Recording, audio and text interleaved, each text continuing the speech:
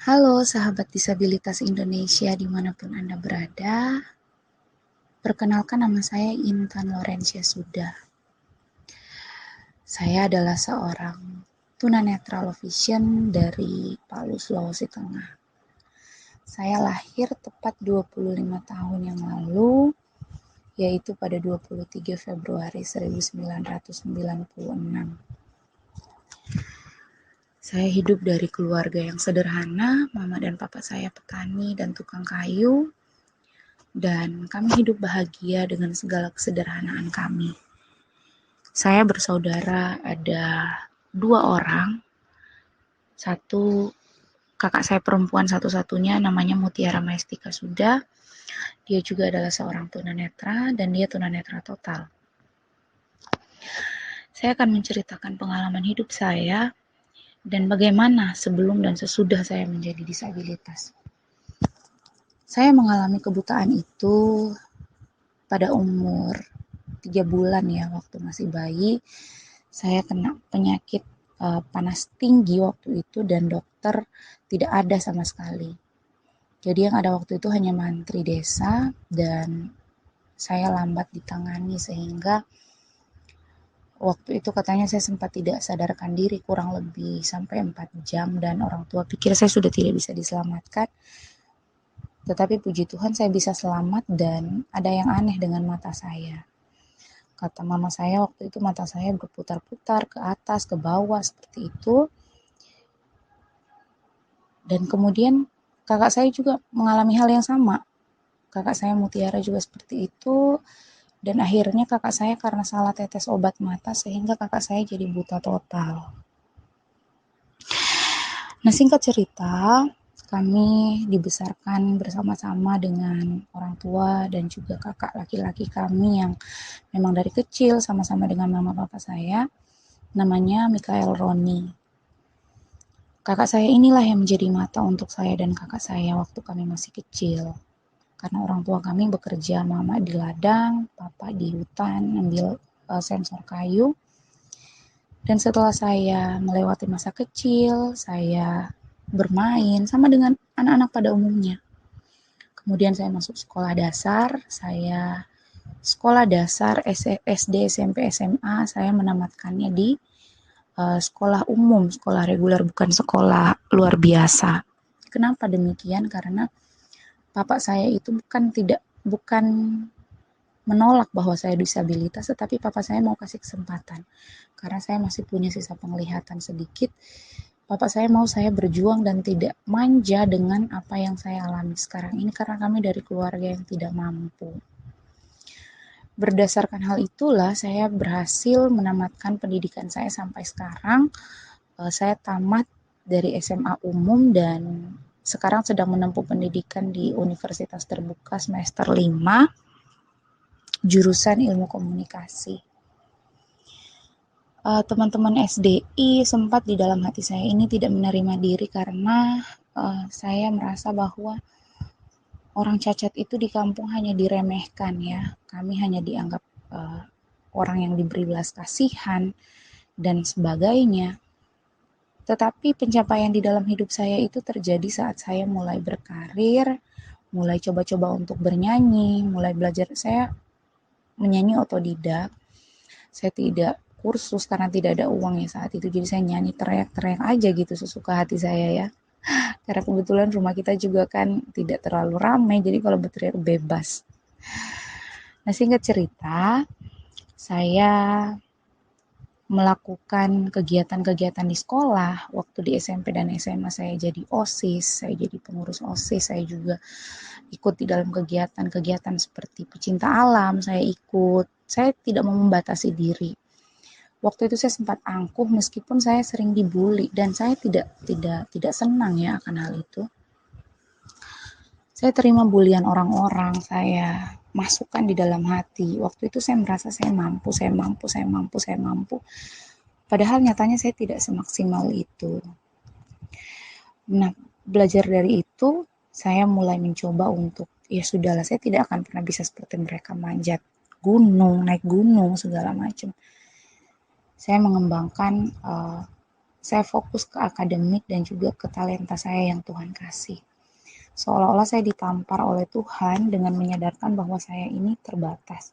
Saya tidak mampu melakukan hal yang di luar kemampuan saya. Meskipun saya punya kemauan yang besar, tetapi saya juga harus sadar bahwa saya berbeda. Seperti itu, bukan berarti memalas-malasan ya. Singkat cerita, sahabat SDI, saya mulai berhenti dari organisasi pecinta alam waktu itu dan saya masuk di kesenian waktu kelas 2 SMA dan waktu SMP belum ya, saya belum ikut ekstrakurikuler seperti itu, saya hanya jadi OSIS dan bagian kerohanian.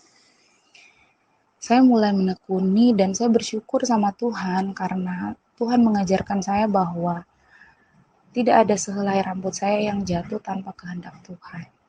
Seperti itu juga yang saya alami selama saya menempuh pendidikan baik di SD, SMP, dan SMA. Saya semakin paham itu saat saya ada di bangku SMA, saya eh, dikasih kesempatan oleh sekolah untuk mewakili SMA Negeri 1 Biromaru waktu itu. Saya dikasih kesempatan untuk mengikuti lomba debat bahasa Inggris dan saya bersyukur sama Tuhan karena saya dikasih kesempatan untuk meraih yang terbaik. Waktu itu saya melawan sekolah-sekolah yang oke di Kota Palu dan saya bisa memberikan yang terbaik untuk sekolah saya. Dari situ saya mengerti bahwa apa yang kita inginkan belum tentu sama dengan apa yang menjadi kebutuhan kita. Nah, saya juga sudah mulai bernyanyi, saya ikut-ikut lomba, dan saya ikut Bintang Radio Republik Indonesia. Waktu itu saya harapan 2. Saya tidak pernah kecewa dengan pencapaian saya.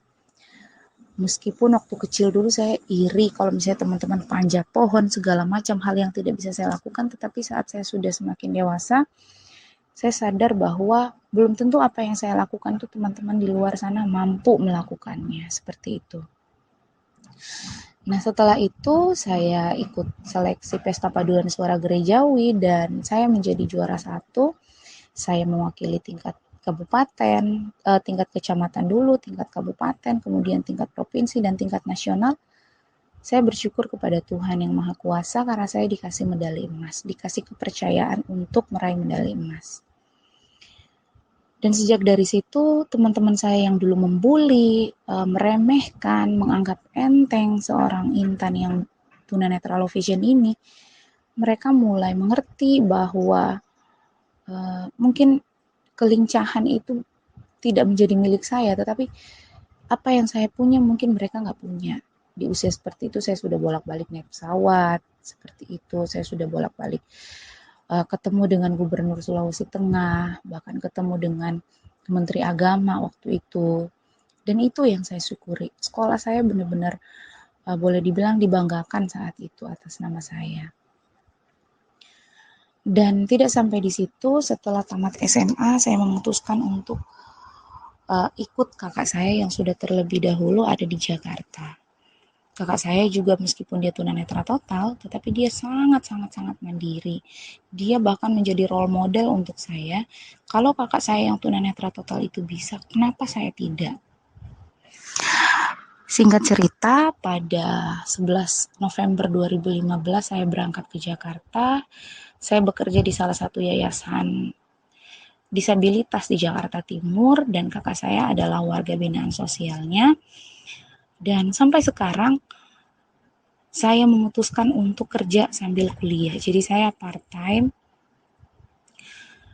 dan saya melakukannya memang banyak sekali tantangan. Sahabat SDI banyak sekali tantangan.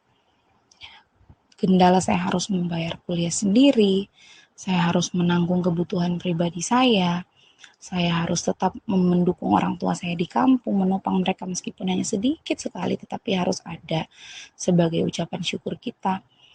Itu yang saya alami. Tapi sampai detik ini saya masih bisa mengatasinya.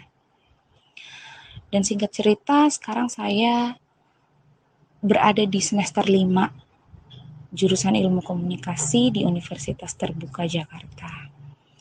Satu hal yang ingin saya ceritakan bahwa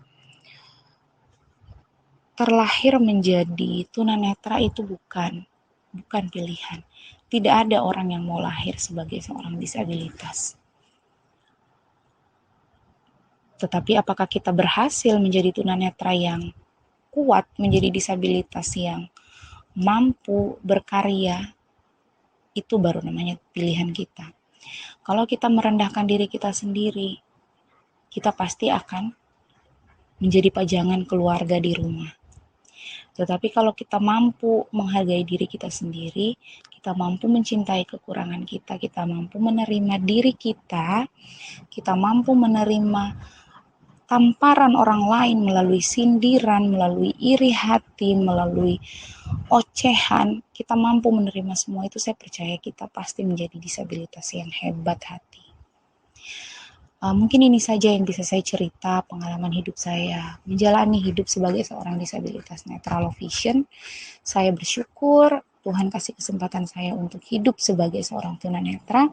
Kalau saya disuruh memilih, apakah Intan mau menjadi seorang tunanetra, apakah Intan mau menjadi gadis normal fisik pada umumnya, dengan keadaan yang sekarang saya mampu mandiri, bekerja, saya bisa memasak, saya bisa jadi ibu rumah tangga yang baik untuk suami dan anak-anak saya kelak, meskipun belum ada ya.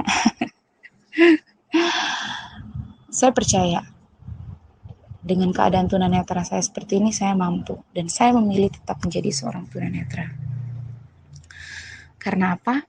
Melalui kekurangan saya ini, kekuatan saya itu keluar. Kekuatan di dalam diri saya itu keluar. Sejatinya manusia biasa itu kadang sebagai seorang yang punya motor merindukan kapan saya punya mobil. Seorang yang punya mobil rindu kapan saya punya pesawat. Seorang yang punya pesawat rindu kapan saya punya pulau, seperti itu ya. Tetapi untuk kita yang memang benar-benar dengan seperti ini, dengan keadaan kita yang sekarang, kita sudah mampu bersyukur dan kita tidak perlu iri hati. Karena apa yang kita punya, apa yang kita mampu, belum tentu orang lain mampu melakukannya. Hal sekecil apapun yang kita lakukan, menurut orang lain itu pasti besar. Dan mereka sulit melakukannya. Kita juga bisa, kapan yang saya bisa naik motor? Kapan yang saya bisa bawa motor sendiri? Ngapain bawa motor sendiri kalau kita bisa order ojek online, iya kan? Iya, sahabat SDI, mungkin itu saja yang bisa saya bagikan pengalaman hidup saya kepada teman-teman SDI sekalian. Terima kasih kepada admin yang sudah memberikan saya kesempatan untuk sharing. Saya berterima kasih dan saya bahagia dan bangga menjadi anggota Sahabat Disabilitas Indonesia Group. Terima kasih kepada seluruh keluarga besar SDI. Sampai jumpa.